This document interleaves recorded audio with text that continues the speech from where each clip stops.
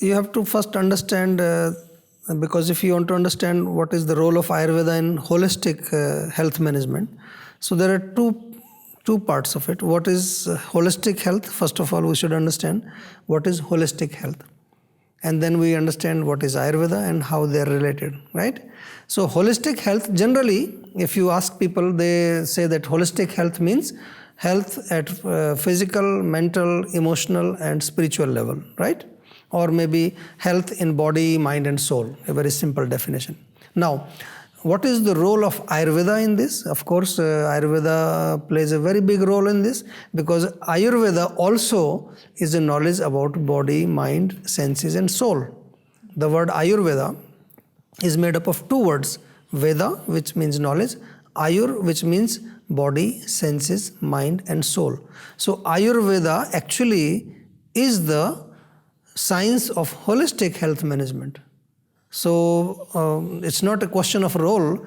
I think the goal of Ayurveda is holistic health, because Ayurveda is trying to make the human being healthy at physical level, at sensual level, at emotional level, intellectual level, subconscious level, spiritual level.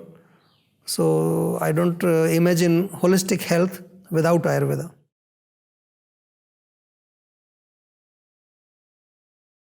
Well, I don't think there is knowledge can be ancient or modern. Knowledge is knowledge.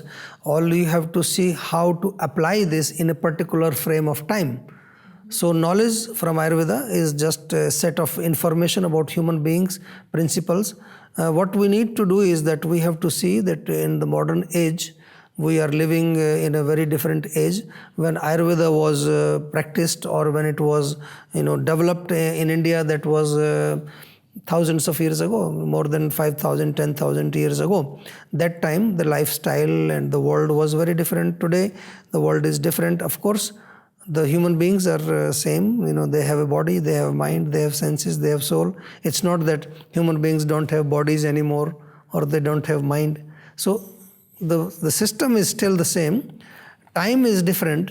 So what we need to do is now maybe we need to have different application of these principles, according to the modern age. But it's very, very much possible. It's nothing, no problem with that. I just give you an example. For example, they have mentioned in the daily routine, so that when you go out of your house, you should put some turban on your head and have a stick in your hand, because that time maybe it's very hot, or there is some animals on the way you're walking. So now what it means protect yourself. So today you are driving, so put the seat belt or put a helmet, or so it's this. So according to the modern age, we change the application, but the principle is not changed. Principle that time was also you should protect yourself, and now also we are protecting ourselves.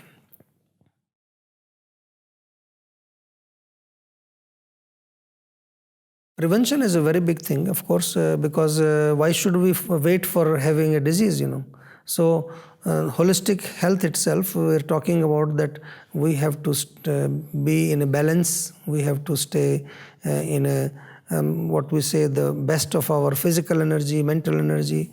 So prevention plays a very important role, because when we talk of holistic, which means not only just our physical health, but also our intellectual, our spiritual, our emotional health. So at that level, because when we practice prevention, then we have more nourishment at the subtle level. Because once a disease comes, once a trauma comes, once some emotional problem comes, it damages it. So prevention is definitely better than cure. In the English also they say, there is a very nice saying, prevention is better than cure. So in holistic health management also, when we teach people about themselves, we teach them what is your type of your body, what type of food you should eat, what type of lifestyle you should have. So the goal is so that they maintain their energy level at different levels. They have good energy, and once they have good energy, that is holistic health also. And it's cheaper. Of course. Prevention is free. You just have to make changes in your food and lifestyle. So it's not costing you anything, and your body, energy, mind stays much younger also. Because once disease comes, medicines come, your energy gets depleted.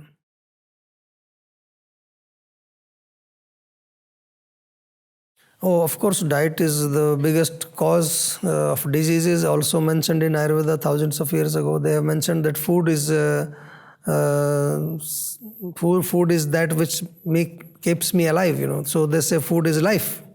But they also write that the same food, if you eat it improperly, then the same food becomes the cause of your death. And also it is Hippocrates, it's a very famous, he says food is medicine, So diet is medicine also. Diet is not just something that you enjoy just for the tongue. It nourishes your bones, it nourishes your muscles, your blood, it nourishes your mind, it nourishes your subtle energies in the body. So food is very important. So therefore, we should have a good diet, nourishing diet which is acceptable to my system, which is according to my constitution, my prakriti, a diet which is, of course, easily assimilated, digested. So there are many concepts, many factors which can be considered when we say diet. It's not only choosing organic food or foods without chemical. It's not enough. In Ayurveda, we go beyond that. We understand also whether this food is properly digested. There is a concept of compatible food and incompatible foods. Sometimes you could be eating nice quality food, organic food, but you're mixing two things which are wrong. So they will also create a problem. So diet is definitely, I always say diet is very, very important, because diet is not only just for nourishment, but it also enhances your immunity, so you can fight the diseases better, and diet can prevent also diseases. With diet you prevent also diseases. And when you are sick, then also diet plays a very important role. Suppose you have hyperacidity, burning in the stomach, and you're taking some medicine for neutralizing the acid. So now diet is important. Means you should not eat acidic foods. You should not eat food which create more acid. Otherwise, there is no use. At one time, you are taking something to bring the acid down, and this side you are eating food which will increase the acid. So you will not get cured. So in Ayurveda, they say that diet is also important when you are sick. And people who don't follow the diet, they don't get better, because they're increasing the cause of the disease by eating the wrong diet. So diet is for prevention, for preservation, maintenance, and also for cure. In all three levels, diet plays a very important role. And unfortunately, in the modern times, if you see, one of the reasons why people are having so many diseases is the diet, because diet has become so bad, in terms of ingredients, processing, chemicals, preservatives, even now how they grow the food, how they make, some kind of different changes in the seeds and all that, so that original varieties are changed. So that is causing a lot of trouble, and people are aware of that. It's not that people are talking about that. People now travel all over the world.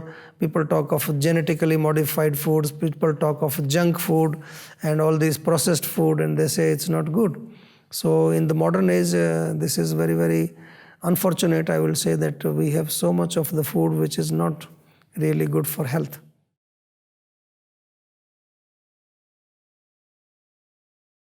See, it's a very nice subject, definitely, because for business you need health. I always say healthy business means healthy people, If people are not healthy, then business will not grow.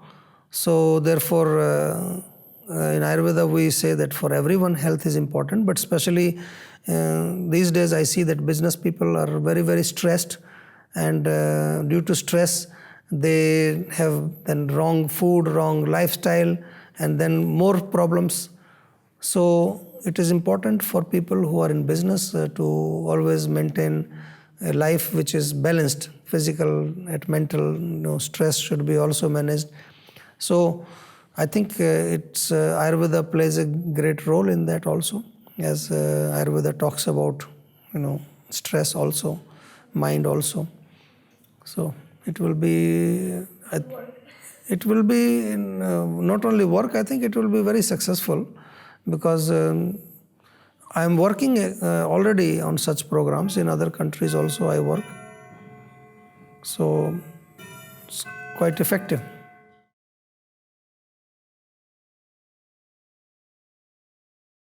Yeah, and because in India, this was the system, or Vedic system is that student-teacher relation is very, very important. Because learning is not just, giving the knowledge. Learning is living with the students, working with the students, practicing together. So this form of teaching is very, very important. And in some of the, so-called our modern educational institutes, we have lost this. Even in India now, this system is almost slowly lost. So then it becomes just you go to the teacher, you listen to the notes, or you even don't need teachers. You can go to internet, you can read so many things, learn from there. But it's not about the knowledge, it's how the knowledge is to be applied, how it is practiced, and that is what you learn by living with the teacher or working. I personally, after finishing my university degree, I lived with my guru for 5 years actually, and I studied with him 5 years, and day and night living, working with him. And I was very amazed that the knowledge which I learned from the university, same knowledge, same books, and when I learned with him, it was a different perspective, both. So it's important that teacher-students should be together, they should work. And I teach this way, in other countries also we have programs, similar programs, where we give emphasis on this. And not only even after when we finish the studies, many of my students, they still are in touch with me, because these days we have technology. You have email, you have phone and Facebook and different type of technology, so you can stay with your students connected, and if they have any problems, if they have any questions, we try to help them.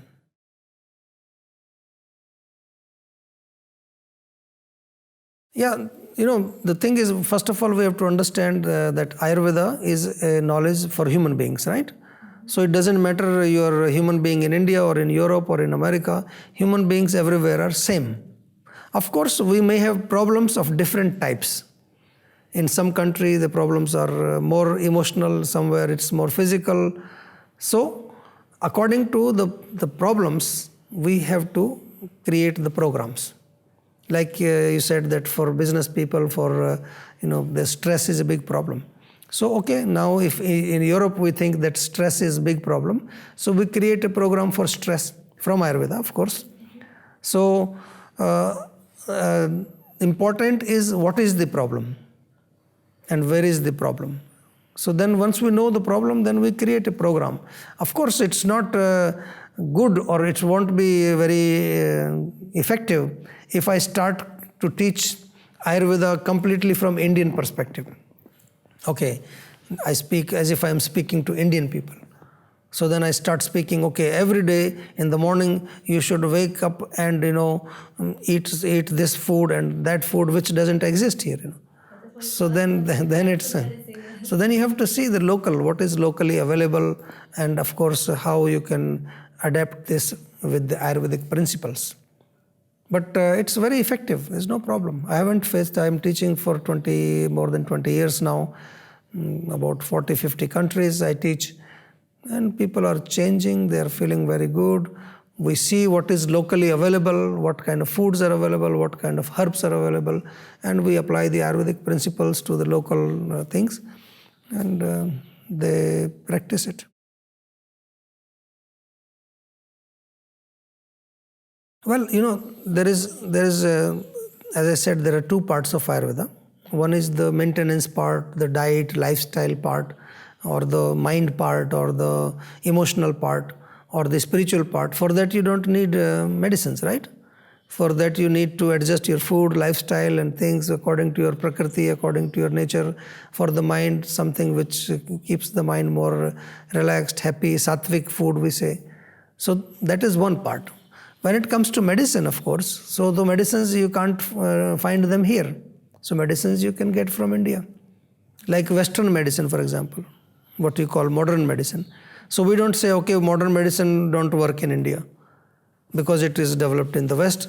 No, in India also people have Western medicine. They take antibiotics, they take same painkillers, it works on Indian people also. When it comes to medicine, then I think we will need medicine. Medicine means medicine, So I cannot say that, okay, I'm in India, so I don't want to take antibiotic because it is developed in the West, it will not work. It works on Indians also. So it will work on people, but how to get it is another issue. Of course, there are legal problems. So, people should go to India or maybe order it from India. Sometimes people order small and it is possible to bring, I think. So that we have to figure out. But because we don't have all the herbs which are available in India here, so we cannot manufacture medicines from local herbs. Maybe some we can make, whatever is available, but because in India we have like more than 8,000 types of herbs which are very potent, and there's a lot of formulations we make with them. So the medicine part, I think it's still, we'll have to work on that and how we can bring those medicines here. Of course, we should work on the legal system to import them, and they will be very effective.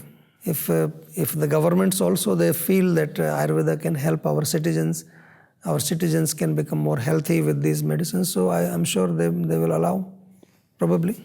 Let's hope. Let's be positive. Yeah.